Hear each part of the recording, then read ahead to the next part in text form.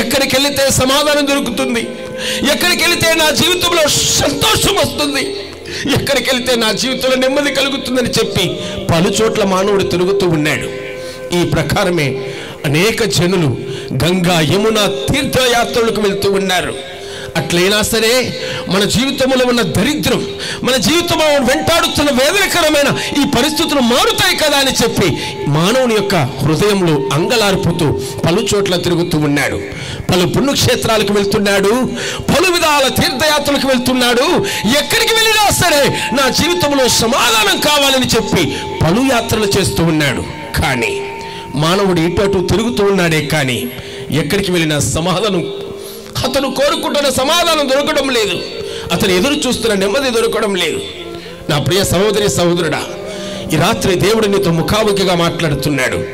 ఎక్కడెక్కడో తిరిగి చూసావు, ఎన్నెన్నో ప్రయత్నాలు చేసి చూసావు, ఎక్కడా నీకు సమాధానం దొరకలేదు కదా, ఎక్కడా నీకు నెమ్మది దొరకలేదు కదా, ఎక్కడా నీకు సంతోషం కలగలేదు కదా. ఈరోజు దేవుడు నీతోనే ముఖాముఖిగా మాట్లాడుతూ ఉన్నాడు.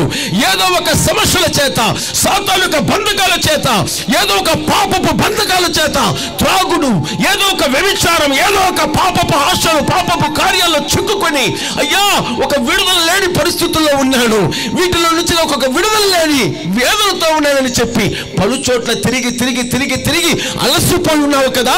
నీతోనే ప్రభు ఈ రాత్రి మాట్లాడుతూ ఉన్నాడు. నీవు ఇటు అటు తిరుగుట మాని రానుద్దేశించిన నేను ప్రకటిస్తున్నా నా యేసయ్యకు రా. ఈ రాత్రి నీ జీవితంలో ఒక అద్భుతం జరగబోతుంది. చప్పట్లు కొట్టి సర్వశక్తుడైన దేవుని మహిమపరచవా. నా ప్రియ సహోదరి సహోదరుడా, మా కుటుంబాన్ని క్రీస్తులో నడిపించిన ఒక సహోదరుడు ఉన్నాడు. అతని పేరు జయదాస్. పూర్వీకంగా క్రైస్తవ కుటుంబంకు చెందిన వ్యక్తి, కానీ పేరుకు మాత్రమే క్రైస్తవుడే తప్ప అతనికి క్రీస్తుకు ఎటువంటి సంబంధం లేదు. తన యొక్క బాల్య దశలో నుండి పేరుకు క్రైస్తవుడంతే, ఏదో క్రిస్మస్కు మాత్రమే చర్చ్కి వెళ్తాడు. ఆ తరువాత యేసయ్యకు అతనికి ఎటువంటి సంబంధం లేదు. అటువంటి జీవితాన్ని జీవించే ఒక వ్యక్తి. కుటుంబమే అంతే. యవ్వన ప్రాయంలో 19వ సంవత్సరంలోనే అతనికి తీరని భయంకరమైన ఒక వ్యాధి, భయంకరమైన వ్యాధి. 19వ సంవత్సరం యవ్వన ప్రాయం, చాలా అందంగా బలంగా ఉన్న ఆ వ్యక్తికి భయంకరమైన వ్యాధి. ఆ వ్యాధి ఎలా అంటుందో ఒక్క నిమిషంకి వివరించాలని ఆశపడుతున్నాను. తల మొదలుకొని అరికాళ్ళ వరకు భయంకరమైన సూదులతో గుచ్చినట్లుగా ఉంటుంది. తల మొదలుకొని అరికాళ్ళ వరకు భయంకరమైన నొప్పి. కాళ్ళు కింద పెట్టలేడు, చేతులు తీసుకొని ఆహారాన్ని ఇట్లా ముద్ద పెట్టలేడు.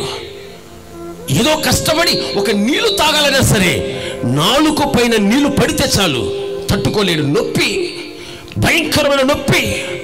ఆహారం తీసుకోలేడు, భయంకరమైన వేదన.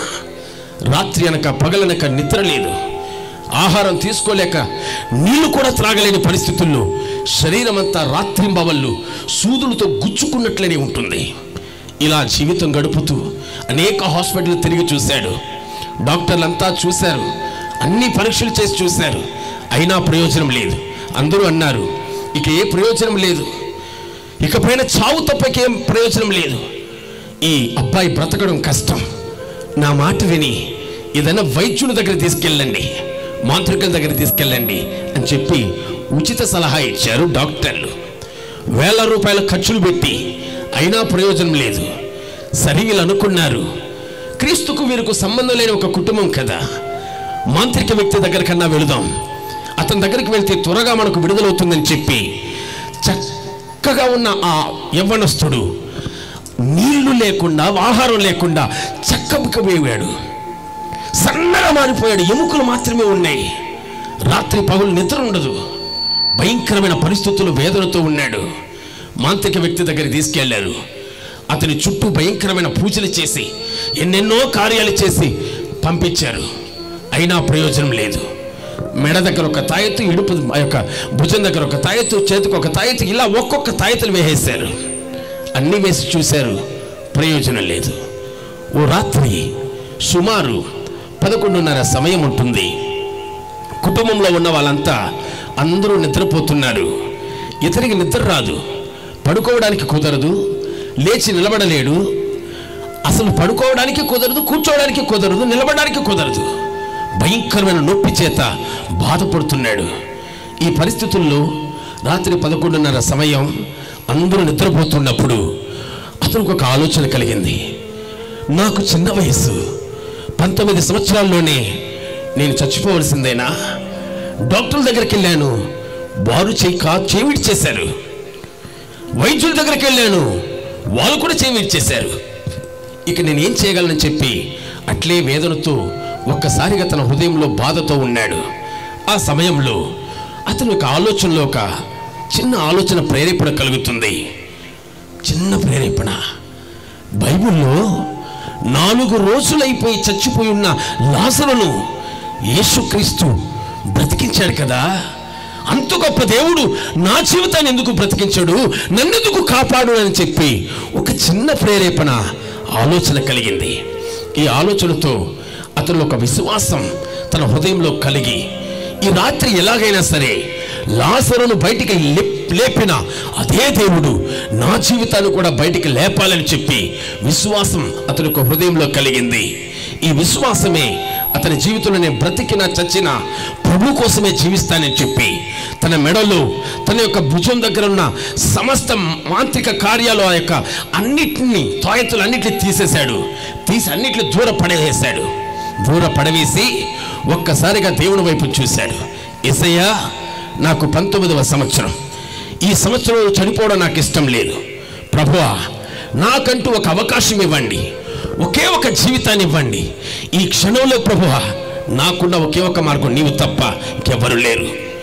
ఇటు అటు తిరిగి అలసిపోయాడయ్యా. డాక్టర్లు చేవిడి చేశారు, మంత్రికులు చేవిడి చేశారు. ఇకపైన నా బ్రతుకులో నేను బ్రతకాలంటే ఏ మార్గం లేదయ్యా. నీవు తప్ప నాకు వేరే మార్గం లేదయ్యా. ఈ జీవితం జీవించినంత కాలం నీకోసం జీవిస్తానయ్యా. నాకు ఒక్కసారి ప్రాణభిక్ష పెట్టండి, నన్ను తాకండి, నన్ను ముట్టండి, నాకు ఒక అద్భుతాన్ని చేయండి అని చెప్పి కన్నీళ్లు విడిచి ప్రార్థన చేయడం ప్రారంభించాడు. ఇంచుమించు 20 నిమిషాలు తన యొక్క హృదయంలో ఉన్న అంగలార్పణంతా కూడా కన్నీళ్లతో దేవుని యొక్క సముఖంలో ఏడ్చాడు. జరిగిన కార్యం ఏంటో తెలుసా? 11:45 సమయం, అందరూ పడుకొని నిద్రపోతున్న ఆ భయంకరమైన ఆ యొక్క సమయంలో ఆ యొక్క గదంతా చీకటి కమ్మి ఉన్న ఆ గదిలో ఒక మహా గొప్ప వెలుగు ప్రకాశించింది. మహిమ కలిగిన నా దైవం, ఆయన శక్తి ఆ యొక్క సహోదరుడి పైన నింపబడింది. నా ప్రియ సహోదరి సహోదరుడా, ఒక్కసారిగా కరెంటు షాక్ కొట్టినట్లుగా షాక్ కొట్టింది. ఒక్కసారిగా అతనిలో ఉన్న ప్రతి విధమైన బంధకాలు తెగబడ్డాయి. పరిపూర్ణంగా దేవుడు స్వస్థపరిచాడు. హల్లెలూయా, హల్లెలూయా. ఈరోజు మానవుడు పలు చోట్ల తిరుగుతూ ఉన్నాడు. ఎక్కడికి వెళితే సమాధానం దొరుకుతుంది, ఎక్కడికి వెళితే విడుదల దొరుకుతుంది? ఒకవేళ ఈ కూడికలో ఉన్న నీ జీవితంలో కూడా ఏదో ఒక సాతానుడి యొక్క బంధకాలు, మాంత్రిక క్రియలు, వ్యాధులు, ఏదో ఒక అప్పుల సమస్యలు, ఇప్పటి వరకు తీరని ఏదో ఒక సమస్య నీ జీవితాన్ని కట్టి పడివేసింది కదా, ఒక జీవిస్తున్నావు కదా. నీతో ఈ రాత్రి ప్రభు మాట్లాడుతూ ఉన్నాడు. ఈ రాత్రి నీ జీవితంలో ఇటు అటు తిరిగి అలసిపోయి ఉన్న నీతోనే ప్రభు మాట్లాడుతూ ఉన్నాడు. నీవు రానుద్దేశించిన ఏడల్లా నా యేసయ్య వద్దకు రా. ఈ రాత్రి నీ జీవితంలో ఒక విడుదల కలగబోతుంది. హల్లెలూయా, హల్లెలూయా.